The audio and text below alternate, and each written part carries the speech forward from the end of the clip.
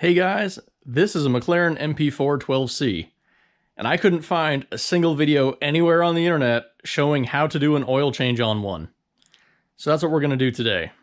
This whole procedure will be the same for the MP4 12C, the 650S, 675LT, possibly the 570S. There'll be a little bit of variation because of placement of some things, but the engine is the same, and the 600LT as well. So what we're working with here, we have 10 quarts of 0W40 European car formula. This is identical to the same oil that McLaren will give you with their McLaren special labeled whatever stuff. It is the same exact formula. This is found in the US versus importing it from the UK. So from there, we've got the oil filter. It is a MEL OX254D3. It comes with these O-rings and as well as these crush washers. Crushers will not be used. The small ring and the large O-ring will be. This is the same oil filter as BMW M3s. From the era of like 2011, 12, 13, that neighborhood. So BMW M3 oil filter, same thing. Porsche Cayenne, I think, is also the same filter, but it doesn't come with the O-rings. This one does, and it's the right one. We have aluminum crush washers. That's for the oil tank. We have copper crush washers. That is for the motor itself. I think it's going to be an 18 millimeter, but I got a whole pack just to make sure. These should be 14 millimeter. And we also have O-rings that I could not find any information at all for what size those should be for the oil lines. So we'll figure that one out when we pull one off and go from there. All of this stuff costs, I think, just shy of $100 or right around $100. McLaren wants over $600 just for this oil change. So if you want to do it yourself, you can. If it's under warranty, you may not want to just because of warranty issues where they look up where it was done by the dealer, that kind of thing. But if it's not under warranty or you just want to do it yourself, here's all the stuff. And I'm going to go through the whole procedure of how to do this. For some, step one would be cutting a hole in the box, but we're not doing that. We're doing an oil change. So oil filler cap right here on top. Give it a twist. Pull it off. And we're doing that so we have air going in the system so we don't get the glug glugs when we're draining, and it'll come right out. So that's step one. Now we'll put it on the lift and get under it.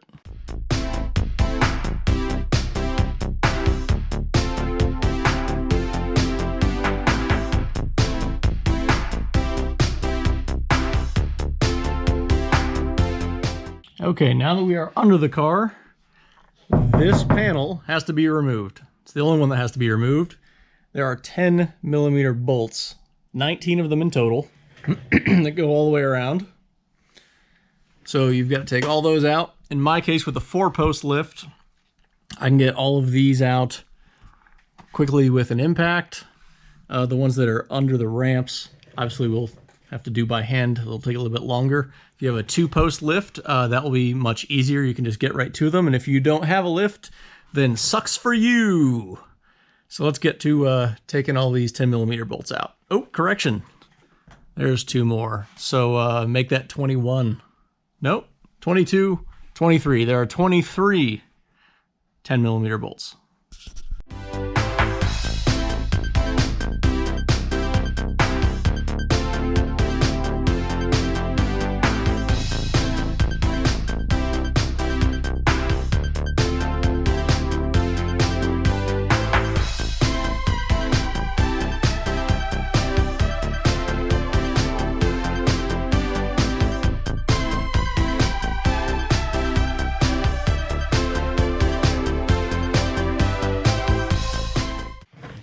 There are 4 bolts like these that the heads are a little bit longer.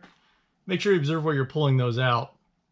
They come out from the side here by labeling frame. So make sure you observe that you take those out from the correct places and put them back in the correct places.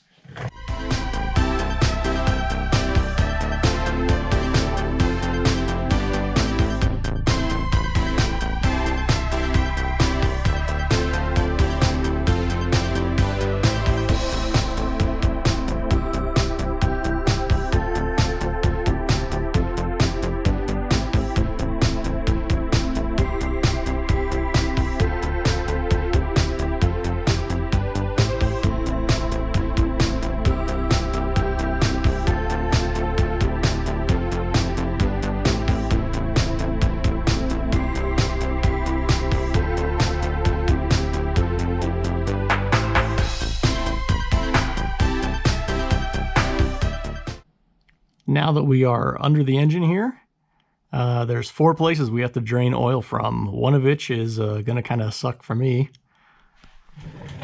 We have the oil tank right here. That one, I'm going to have to figure out how I'm going to do that with the runway here. But I'll figure that one out. Then we have our drain plug for the actual sump. And then we have the turbo lines. So all 4 of those have to come loose. And then we can start draining. But I'm going to start over here with whatever contraption I can come up with. All right, this is my super professional contraption. I've got a really long funnel. I've taped another one because the angle this is on, we want to make sure we don't drip anywhere else, so that'll poke out. And this sits right up here like so and drains down. So that 18mm bolt we will pop out and start draining this thing. So for a point of reference here, the tank can drain a little bit faster than this longer funnel can get through. So it backed up and overflowed. So make sure you have a lot of drainage or use a 2-post. So now with my lift sufficiently lubricated unintentionally, I've replaced the crush washer with an aluminum one. We're going to take our 19mm on a torque wrench and torque this down to 18 Newton meters or approximately 13 foot-pounds of torque. And now we can go on to draining the rest of the motor. You could leave that out, but it'll be kind of messy unless you have a separate drain as they are so far apart. So onto the engine drain plug. This one is a T50, and these are 8mm, one on each side to get these turbo lines out.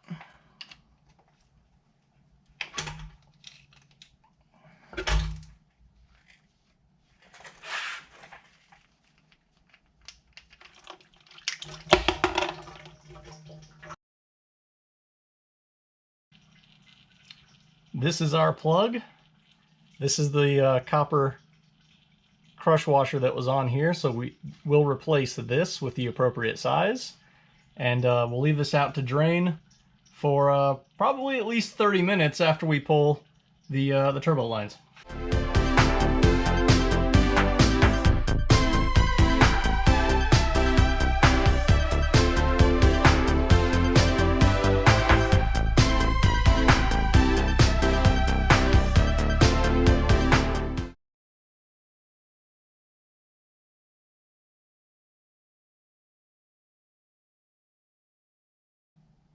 Well, since that one was not as predicted for how much was going to be spewing out, I did not realize there would be that much still held in the bottom after removing the main plug and the tank itself. So for this other one, it's either going to spew out enormous amounts and be hilarious, or it will be relatively tame. So let's see how that goes.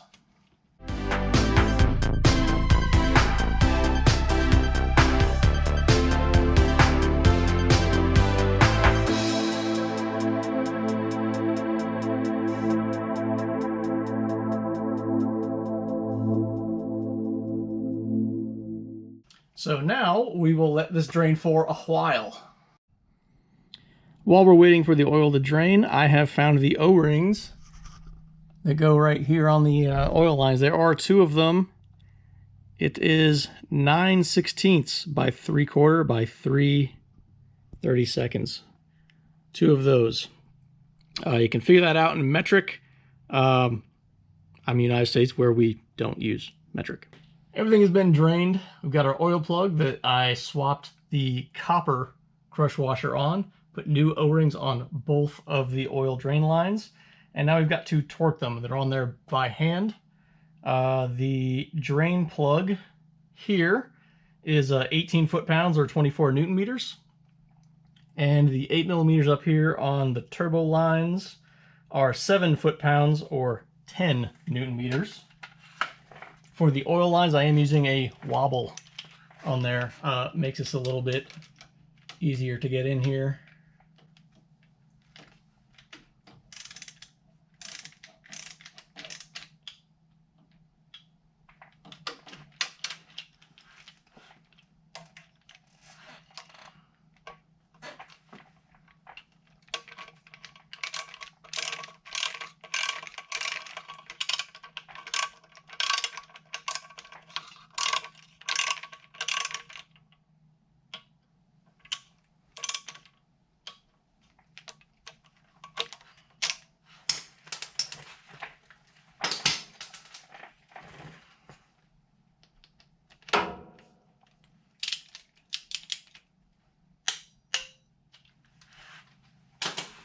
So now that everything is torqued up, we can start putting everything back together down here, change the filter, and fill the oil.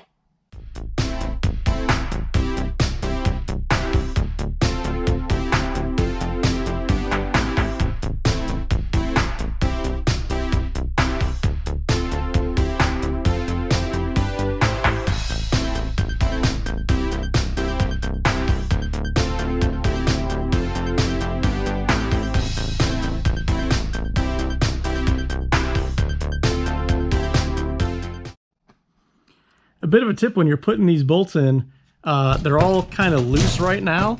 If you secure any of these down, torque them down, you can't move this around. So if one of them doesn't quite line up, it's very difficult to move around. So put all of them in kind of hand tight or a bunch of the way. Make sure you've got this hanging down here. Make sure nothing else is bound up, but you shouldn't be. All of these towards the front of the car, all of those on this row are actually shorter than the rest of them if you get them all mixed up. I just put them in the tray up here so I can keep them separate. So all these are shorter. These are the ones with the different head. It's also a different shaft size. So if you go to put one in and it won't go in, it's one of these. These are too small thread, so they'll just go and they won't do anything. So that's an easy way to remember where those go. The rest of the long ones are all the same size. So now I'm going to go through and cinch all these down to approximately 1 aga chaga and get all these in here so we can move to the top.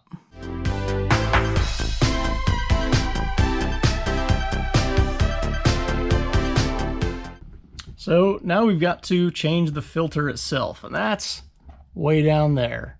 There's a couple ways you can go about doing it. One is said you can take this loose, but I don't see a need for that. What we can do is this is just a pop-off. So we have a little bit more access. And now to get that loose, it's buried down in there, but we've got a 36 millimeter socket. Normally, I would use this to take off an axle nut, but we're going to use it to get an oil filter out.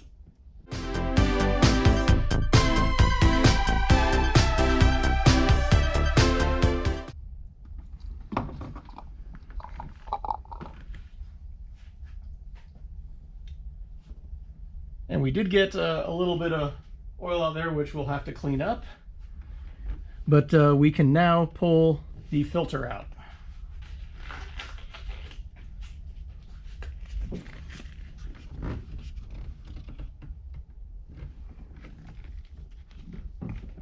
So this is our cartridge filter, and it is pretty dirty. And another discovery I just made when I flipped this over, OX254, this was not done at a McLaren dealer the last time that this was changed.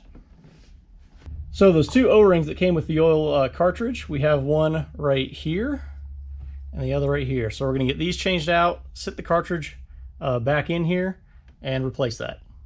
So now we've got the filter. We replace the O-rings. We're going to insert that down here. Take our cap.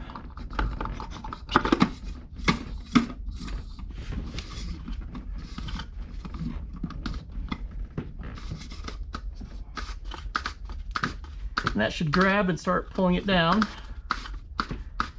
Go hand tight. And then we're going to torque it to 18 foot-pounds approximately, or 25 Newton meters.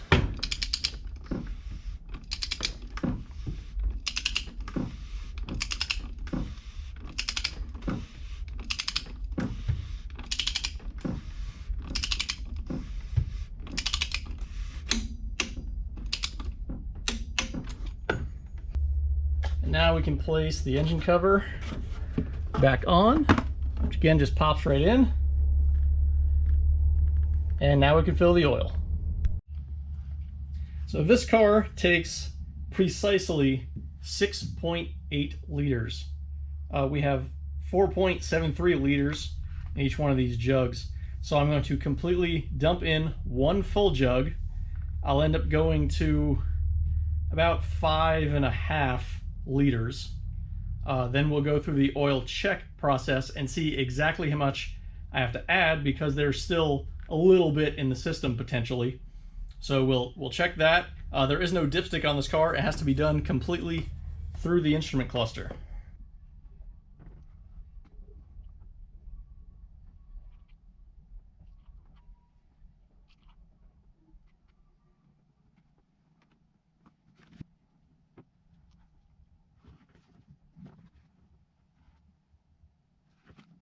Okay, now that we've added a very approximate amount, we'll get it up to temperature and check that oil level.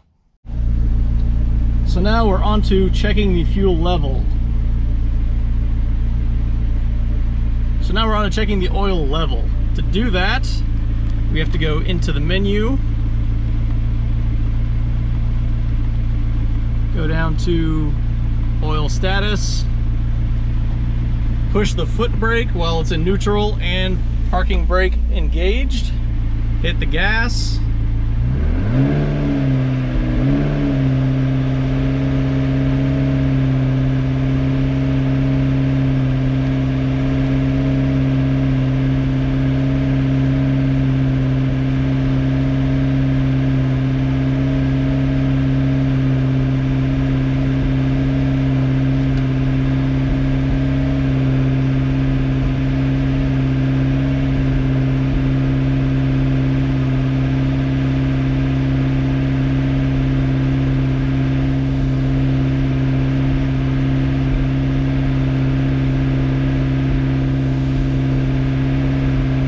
Of course, it's going to remind me my fuel is low, oil level too low. I don't know how far, but red is at least 0.8 low, so we are going to shut it off. And we're going to add probably a ½ liter and see where that puts us, and then go a little bit more. All right, now we're going to back try this again after adding a half. And it definitely reminds me when I'm low on fuel, which I am very.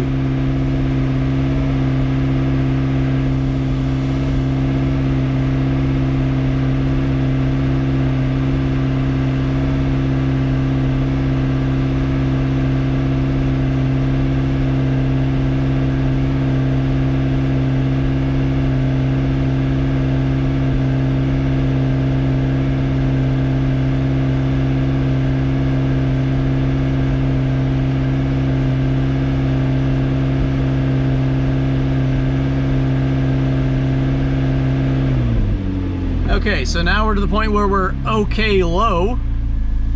So I will probably add another quarter of a quart or liter, maybe a ½ liter, and we'll check this once more. Now, third time. Push the brake.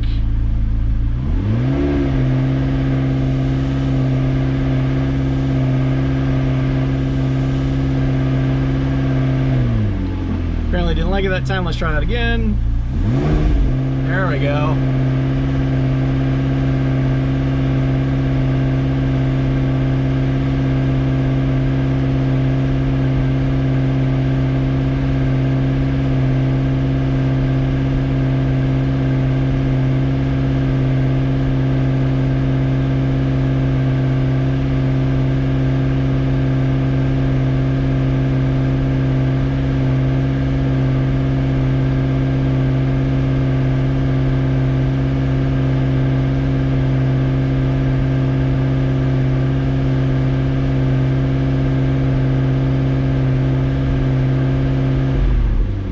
And there we go. That is almost perfect.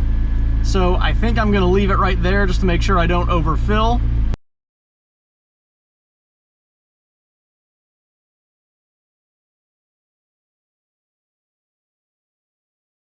And that is how you do a complete oil change on a McLaren, saving around $500 doing it yourself. I would definitely recommend having a lift to do this. I can't imagine doing it on jack stands. Not to say that you couldn't, but it would be a very unpleasant experience. So if you like this video, give it a thumbs up. Share it with everybody that wants to see a McLaren oil change who's never seen one before. And I'll be sure to share this on forums that lacks information on how to do an oil change on one of these.